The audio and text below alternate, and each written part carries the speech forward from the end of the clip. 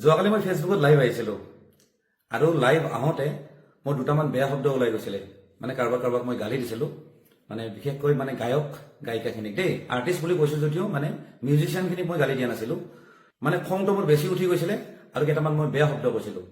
এতিয়া কথাটো হ'ল মই পিছত ৰিয়েলাইজ কৰিলোঁ আৰু মোৰ খুব বেয়া লাগিছে মই তেনেকৈ গালি দিব নালাগিছিলে বা তেনেকৈ ক'ব নালাগিছিলে সেই কাৰণকেইটা ক'ব ওলাইছোঁ যিটো কাৰণত মোৰ ইমান খং উঠিছিলে প্ৰথম কাৰণটো হ'ল আমাৰে লোকেল যিখন বিহু আছে সেইখন আমি পাতিবৰ কাৰণে আমি যেতিয়া আৰ্টিষ্টৰ লগত কথা পাতি আছো নহয় তাহাঁতে লাখ লাখ টকা শুনাই আছে এতিয়া কথাটো হ'ল ইমান টকাটো ৰাইজৰ নাথাকে অকল আমাৰ বুলিয়ে নহয় বহুত বিহু কমিটিৰ ইমান টকা নাথাকে ক'ত কেনেকৈ তেওঁলোকে কিমান কষ্ট কৰি বিহুখন পাতে তেওঁলোকে জানে এতিয়া কথাটো হ'ল বিহুখন যিহেতু আমাৰ নিজৰ বস্তু বিহুটো যিহেতু আমাৰ এটা জাতীয় চেতনা বুলি ক'ব লাগিব গতিকে বিহুক লৈ ইমান কিয় পইচা ডিমাণ্ড কৰে মই সেইকাৰণে মোৰ খং উঠিছিল সেইকাৰণে মই মাত মাতিছিলোঁ গতিকে মোৰ খং উঠি গৈছিল আৰু অকণমান খায়ো আছিলোঁ গতিকে মোৰ দুটামান বেয়া শব্দ ওলাই গ'ল আৰু মোৰ বেয়া লাগিছে বাৰু শব্দখিনি বেয়াকৈ কৈছোঁ সেইটো মই ক'ব নালাগিছিল আকৌ কৈছোঁ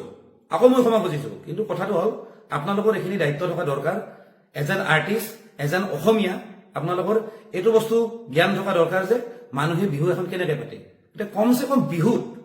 আপোনালোকে ৰেটটো কমাই দিয়ক বাকী যিমান বেলেগ বেলেগ কিবা শ্ব' হৈ থাকিব বেলেগ গোটেইটো 12 মাহে আজিকালি ফাংচন হৈ থাকে শ্ব' হৈ থাকে সেইবিলাক শ্ব'ত আপোনালোকে পইচা লওক আৰু যিবিলাক কৰ্পৰেট শ্ব' থাকে ডাঙৰ ডাঙৰ কোম্পানীয়ে ফাইনেন্স কৰে তেনেকুৱা শ্ব'ত আপোনালোকে পইচা লওক কিন্তু এই ৰাইজৰ দান বৰঙণি দি যিকেইখন বিহু পাতে